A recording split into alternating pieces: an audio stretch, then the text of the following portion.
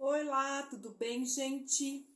Então eu vou fazer um vídeo sobre revolução solar, que aí já é um pouco mais avançadinho, né, do que a astrologia tradicional, que as pessoas já conhecem, como o Sol. Geralmente as pessoas conhecem o Sol, a Lua, o ascendente, né? É muito interessante. Primeiro você saber realmente, no mínimo, onde é o seu Sol, sua Lua e seu ascendente, né?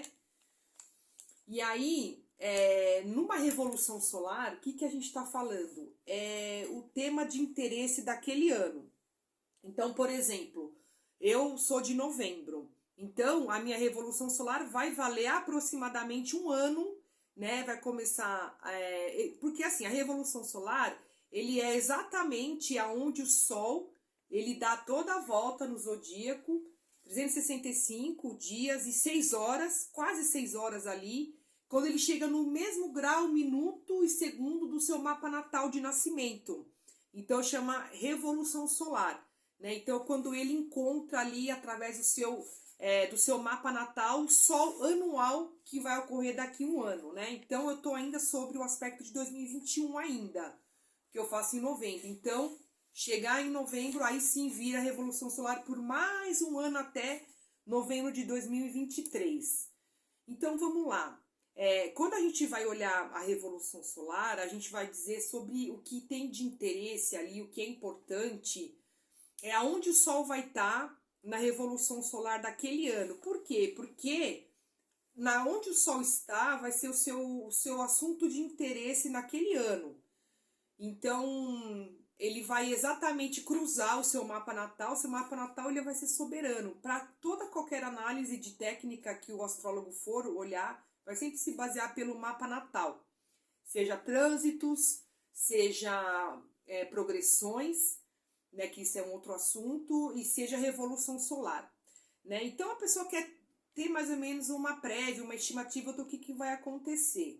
Então, o que é importante é o Sol. A lua também, porque é um luminar também que fala sobre sentimentos, fala como eu me sinto e automaticamente vai puxar os assuntos do luminar da lua também. Né? O sol e a lua é muito importante. Outra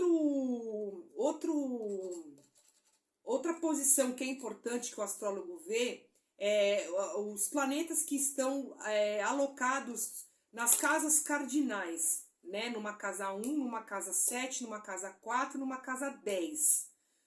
Por quê? Porque ali é como se fosse uma cruz, ali é a base da astrologia, porque a casa 1 é o eu, a casa 7 são os outros, as parcerias, associações, tanto eu para com eles e eles para comigo. A casa 4 é o fundo do céu, que é onde está mais privado, a vida doméstica, o seu lado, sua base, sua raiz, sua ancestralidade. E a casa 10 é o seu topo, sua posição social, suas metas daquele ano, né? Então é importante. Então os planetas alocados ali, automaticamente você vai olhar os graus que fazem ali exatamente uma sobreposição com o seu mapa natal.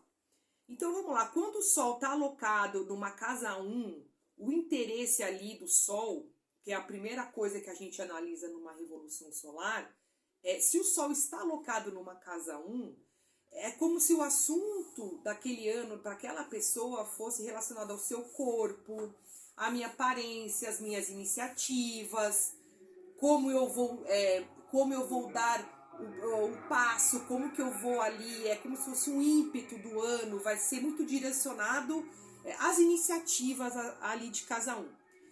O Sol alocado numa revolução solar de casa 2, os assuntos relacionados a posses, aos recursos, a tudo que se refere a finanças, investimentos, né, o dinheiro ali, como que eu vou lidar.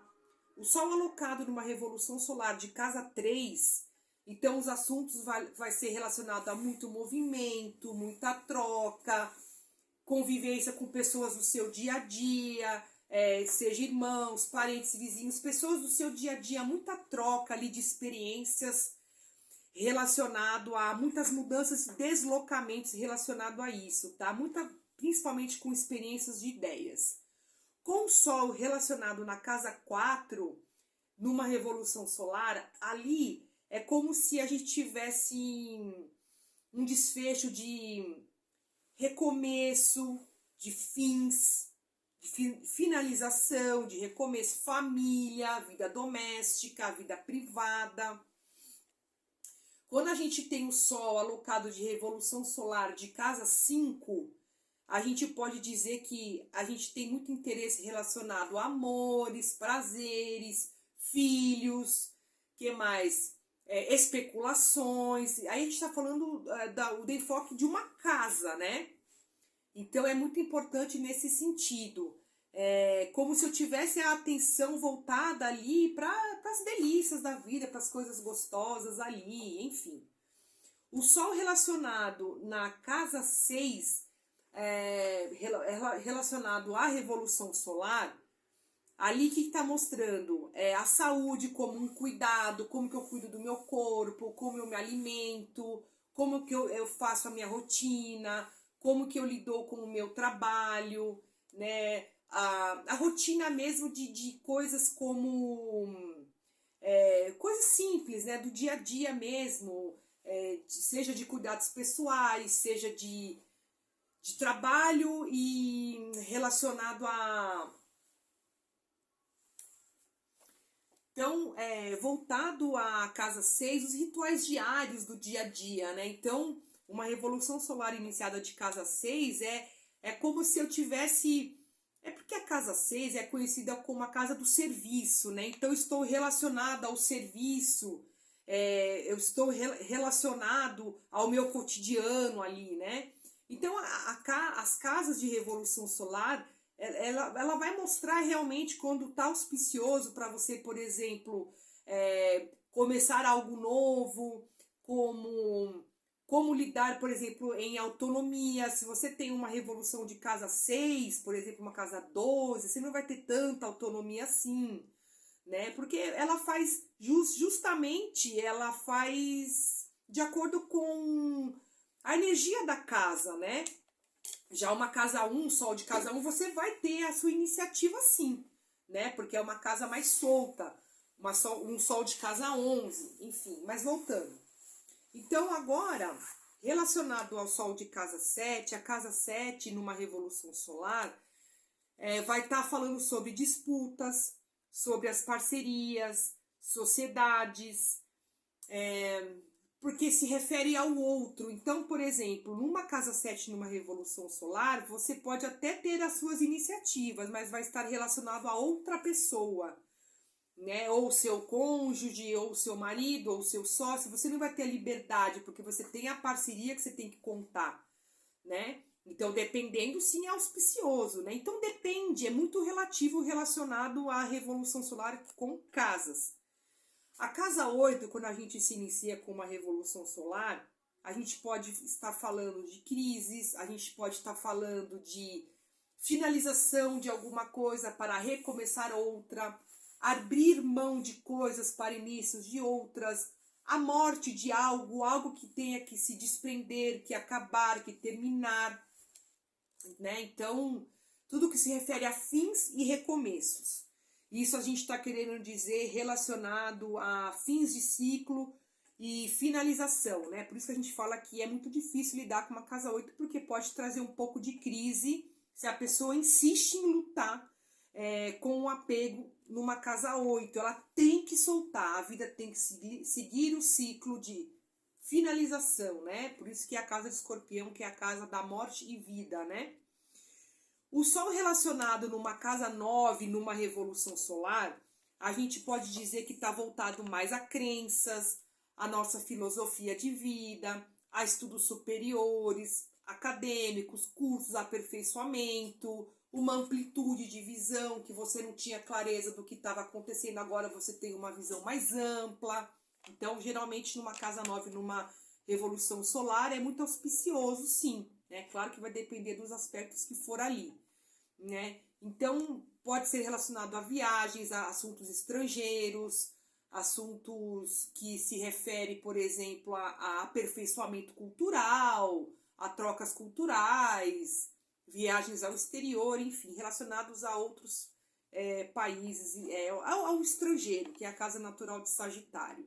Numa casa 10, numa revolução solar, a gente está com um foco muito grande relacionado à carreira, a gente está voltado com foco a nossa posição social, o nosso status, as nossas metas. Então, quando a gente vê que está iniciando numa revolução solar, poxa, com um sol de 10, ou a casa 1 numa revolução solar numa casa 10, opa, tá dando enfoque aí de casa 10. Então, eu tô com os olhos ali aonde eu quero chegar, nas minhas metas práticas ali. É bem auspicioso casa 10 para carreira mesmo, para ascensão profissional, para onde eu quero estar, inclusive prestígio. A casa 11 numa revolução solar, que quando a gente olha que tem o sol alocado ali numa casa 11, seja no ascendente, seja o sol alocado ali de casa 11, a gente tem a ver com os grupos, né, que é a casa tradicional de aquário, então tem a ver com a partilha do grupo de ideias, das mesmas filosofias, os mesmos assuntos, os mesmos interesses, né, os assuntos filosóficos. Você vai ser bem quisto relacionado a grupos ou não, né? Então vai estar relacionado à aceitação do grupo, você para o grupo e o grupo para você, você encaixar ali, o que quer dizer até se você tem relacionado a projetos ou algo muito incomum, né, que você tem ali relacionado a muitas pessoas, por que não até quando a gente quer dizer de uma empresa corporativa, no sentido que você está alocado ali com um grupo de pessoas, de ideias, relacionado até ao trabalho, inclusive, né? E quando você tem ali um sol de casa 12, a gente pode se interessar em encerrar ali ciclos, né? Porque a gente está falando de casa 12, que é a finalização da roda zodiacal, né? Que é a 12ª casa análoga a peixes, né? Que onde a gente tem o sol ali é mais uma contemplação, uma reflexão, um estado mais meditativo, é um estado mais que você entra para dentro, né? Então ali você pode querer encerrar e resolver ali pendências, coisas que ficaram para trás, as coisas inacabadas. Você vai querer naquele ano dar um desfecho para aquela situação. Então é bem relativo isso. Então lembrando, sempre quando o astrólogo vai analisar, por isso que é muito importante você analisar o seu mapa natal, porque o seu mapa natal vai ser a base. Por quê? Porque talvez na sua revolução solar esteja bem negativa, mas o seu mapa natal é um mapa natal fluido, que os aspectos estão conversando harmoniosamente. Então vai dar legal, você vai conseguir passar por aquele desafio naquele ano mais facilmente, porque a sua base sólida, que é o mapa, vai te ajudar. Vai te ajudar a ser resiliente naqueles assuntos. Agora, se for ao contrário, vamos supor que o meu mapa natal, ele tá bem, assim, ele é negativo, né? Ele tá com algum... lembrando que, gente, depende, tá? Se o seu mapa natal tem alguns aspectos negativos com determinados planetas, mas na revolução está positivo, você vai ter facilidades ali, você vai conseguir um aperfeiçoamento e uma evolução naqueles aspectos com aqueles planetas. Só que você não vai poder, assim, se desviar. Você vai ter que ser muito certinha ali, sem exagerar, sem, por exemplo,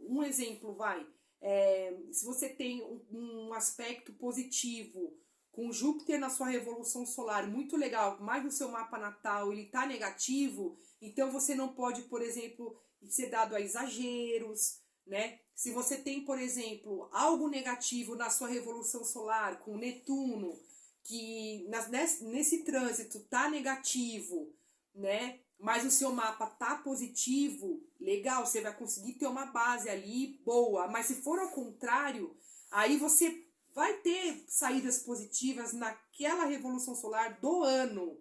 Mas você não vai poder exagerar relacionado à confusão, a como se você se desviar dos assuntos netunianos, que tá tendo facilidade ali, tá tendo soluções ali, saídas na sua revolução solar, só que no seu mapa natal ele tem já por nascimento um déficit com aquele planeta, então você vai ter facilidades, mas seu mapa natal fala, olha, presta atenção, né? Não se ilude, por exemplo, você quer fazer um projeto e tal, relacionado a alguma coisa, na revolução tá super fluido, né? Cuidado para você não se enganar e tal. Então, sempre a revolução, entre revolução e mapa, o mapa sempre vai pesar mais do que o trânsito ali, do que a própria revolução solar. Então sempre a base é o seu mapa natal, porque ele vai ser ali a sua identidade, né? Vamos supor que você vai passar um baita de um desafio com Plutão, numa revolução solar. Mas o seu mapa natal tá positivo, então você vai ter um respaldo ali de Plutão. Por quê? Porque o mapa tem memória. Então os planetas estão ali, seja positivo ou negativo naquele ano, mas ele vai olhar para o mapa e vai falar, opa, você tem um BO aqui, você tem um desafio. Então vai ser meio calcanhar de Aquiles naquela situação. Então pode estar fluido, vai andar bem, mas você não pode exagerar e você não pode se iludir com aspectos relacionados àquele planeta, no sentido achar que tá com o rei da cocada preta ali, sendo que no seu mapa natal, por nascimento, ele já traz essa marca. Então, assim, é como se você tivesse com saídas mais confortáveis naquele ano, tá bom? Então, e vice-versa, seja positivo ou negativo. Lembrando que o soberano é sempre o mapa natal, tá bom? E aí eu vou falando porque o assunto é muito complexo. Por hora, é só para vocês entenderem como que funciona relacionado a uma revolução solar. Depois a gente vai seguindo adiante com outros estudos relacionados a isso, tá bom? Espero que vocês tenham gostado e qualquer dúvida pode perguntar. Um abraço a todos, beijos!